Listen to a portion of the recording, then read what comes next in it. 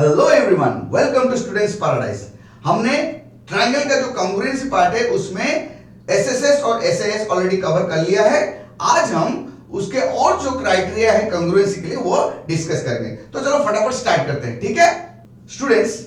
Congruency के लिए जो नेक्स्ट क्राइटेरिया है वो है ए एस और ए, ठीक है। ए एस ए मतलब एंगल साइड एंगल, ठीक है।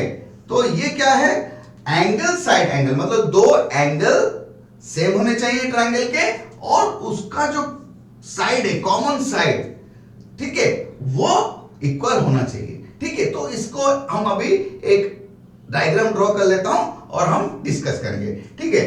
तो देखो यहां पे मैं दो ट्रायंगल ड्रॉ कर रहा हूं क्योंकि हमको कॉन्ग्रुएंसी के लिए दो ट्रायंगल चाहिए।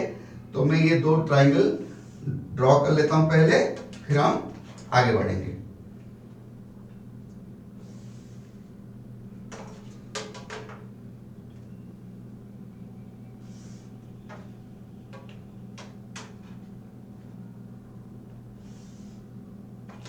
देखो सपोज ये ट्रायंगल एबीसी है और ये पीक्यूआर है, ठीक है। अच्छा, तो यहां पे अगर हमको ऐसे दिया हुआ है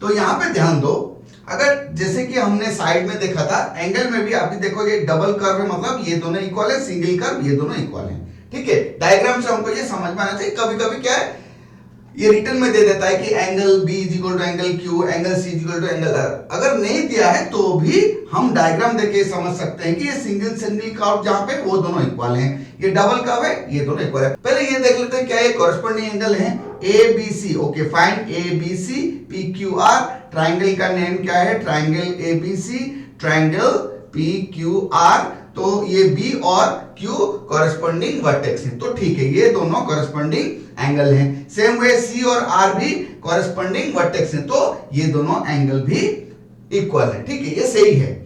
अभी देखो ये side BC is corresponding to QR, ये भी इक्वल है। तो इस केस में हम इसको एंगल साइड एंगल क्राइटेरिया में डाल सकते हैं। तो यहां पे एक ध्यान दो, अगर BC is equal to QR, ये देखो दोनों का कॉमन आर्म है, PQR का QR भी एक आर्म है, PRQ का भी QR एक आर्म है, तो ये कॉमन आर्म है, ठीक है। तो इसलिए हम इसको एंगल साइड एंगल क्राइटेरिया में ले सकते हैं। अगर सपोज ये 6 सेंटीमीटर यहां पे ना होके यहां पे होता, suppose PR is equal to 6 centimetre दिया हुआ है, तो यहां पे देखो ये अभी कॉरेस्पॉन्डिंग साइड क्या हो गया AC, यहां पे AC कॉरेस्पॉन्ड्स टू PR है, ठीक है। तो ये PR कॉमन आर्म नहीं है, दोनों एंगल का कॉमन आर्म नहीं है। ये PRQ का एक आर्म है लेकिन उसका PQR एंगल के साथ कोई रिलेशन नहीं है। तो इस केस में हम ASA कॉन्ग्रुएंसी को प्रूव नहीं कर सकते। कभी कभी ऐसा लगता है कि अरे दो एंगल सेम है, एक साइड सेम है तो कॉन्ग्रुएंट है, नहीं। हमेशा ये ध्यान में रखना चाहिए कि दोनों एंगल सेम है और जो दो एंगल सेम है उनका एक कॉमन आर्म भी इक्वल होना चाहिए। तो अभी सिर्फ और सिर्फ जब BC is equal to QR हो तभी जाके हम एंगल साइड एंगल क्राइटेरिया को फॉलो कर सकते हैं, ठीक है। तो ये हो गया एंगल साइड एंगल। चलो अभी इसी दोनों ट्रायंगल से और एक क्राइटेरिया को डिस्कस करते हैं, वो एंगल एंगल साइड, ठीक है। एंगल एंगल साइड AAS, ये क्या बोला है अभी तो यहां पे ट्रायंगल दोनों सेम है, ट्रायंगल ABC और ट्रायंगल PQR, ठीक है। अभी ये दोनों एंगल भी सेम है, गिवन है अभी।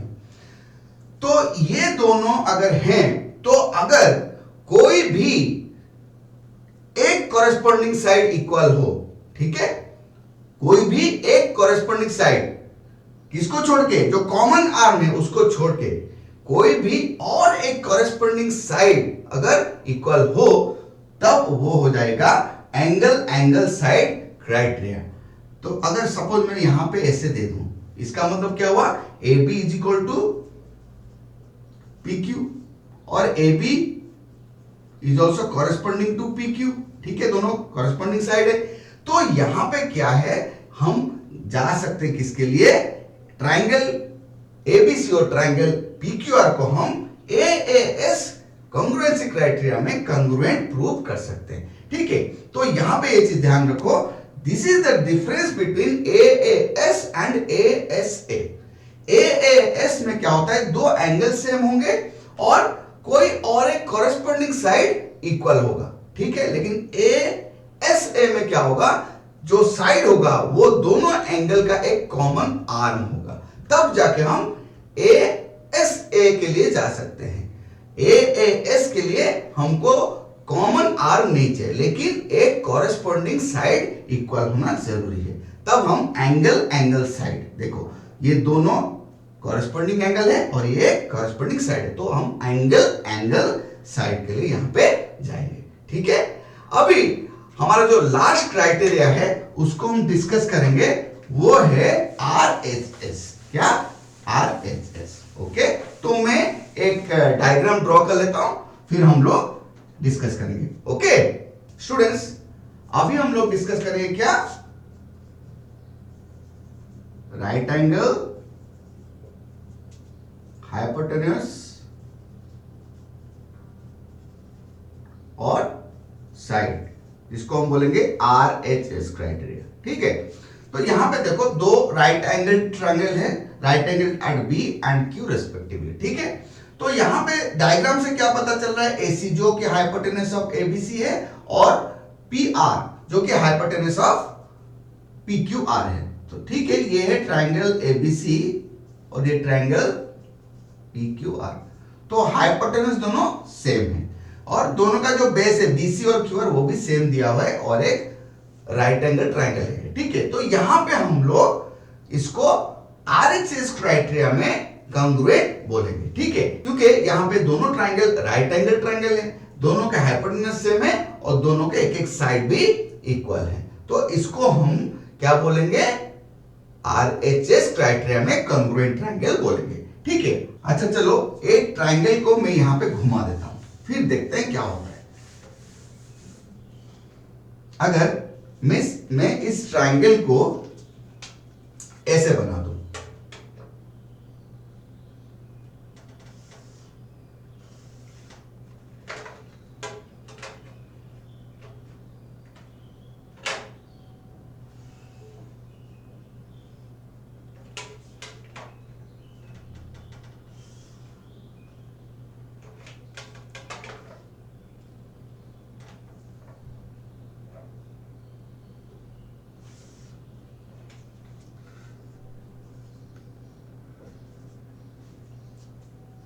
देखो स्टूडेंट्स, अभी मैंने क्या किया, ट्रायंगल पीक्यूआर को थोड़ा टर्न कर दिया, ठीक है।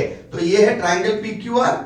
तो यहां पे हमको ये नहीं देखना है कि कैसा दिख रहा है, उससे मतलब नहीं है, हमको ट्रायंगल को किस तरह से दिख रहा है उसके हिसाब से हमको सॉल्व नहीं करना है कोई भी सम। हमको गिवन डाटा, यहां पे सिंगल क्रॉस है लाइन, दोनों सेम है, मतलब दोनों हाइपोटेन्यूस सेम है, दोनों राइट एंगल है हमारे पास, ये जो साइन दिया गया इसका मतलब दोनों राइट एंगल ट्रायंगल है। उसके बाद ये डबल क्रॉस लाइन है, ये दोनों सेम है, तो ये हाइपोटेन्यूस सेम है, राइट एंगल ट्रायंगल है और एक साइड भी इक्वल है। तो यहां पे क्या है, ये तुम्हारा हो जाएगा क्या, आरएचएस कॉन्ग्रुएंसी क्राइटेरिया में दोनों कॉन्ग्रुएंट ट्रायंगल हो जाएंगे, ठीक है।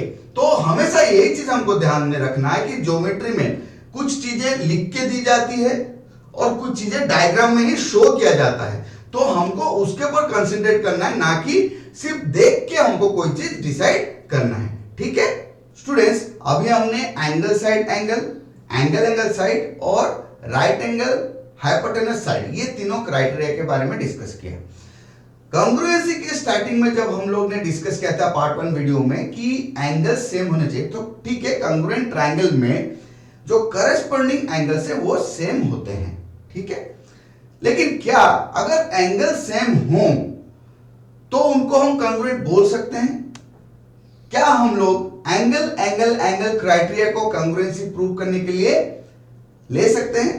चलो अभी वही डिस्कस करेंगे, ये बहुत ही इंपॉर्टेंट है, इसको ध्यान में रखना बहुत जरूरी है। ठीक है, तो स्टूडेंट्स यहां पे ध्यान दो, ये दो ट्रायंगल मैंने ड्रॉ किए हुए हैं एबीसी और पीक्यूआर। जैसे कि तुम लोग देख सकते हो दोनों के एंगल सेम है।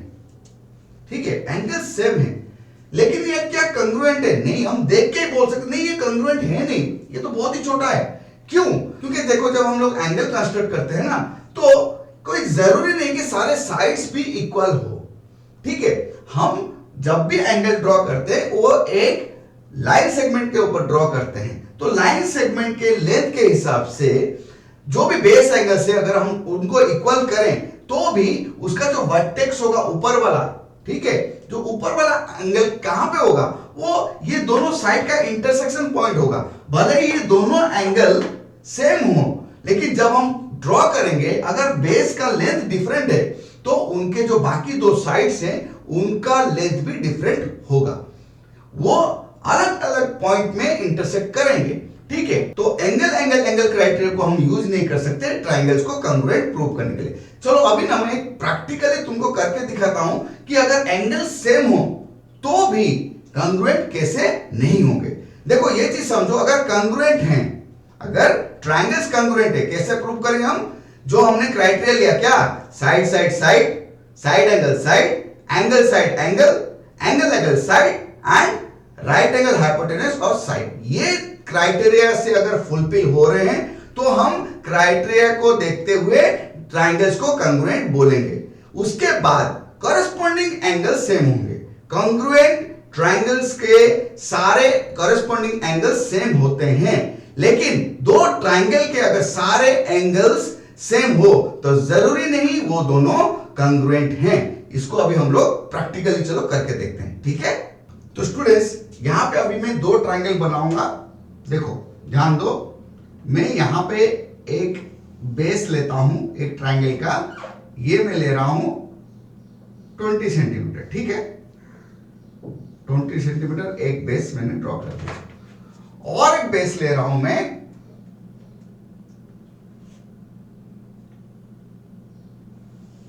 25 सेंटीमीटर। चलो 30 सेंटीमीटर ले लेता हूं, 30 सेंटीमीटर। ठीक है, 30 सेंटीमीटर हो गया ये। अभी दोनों तरफ मैं इक्वल वैल्यू का एंगल अभी कंस्ट्रक्ट करने वाला हूं। ठीक है,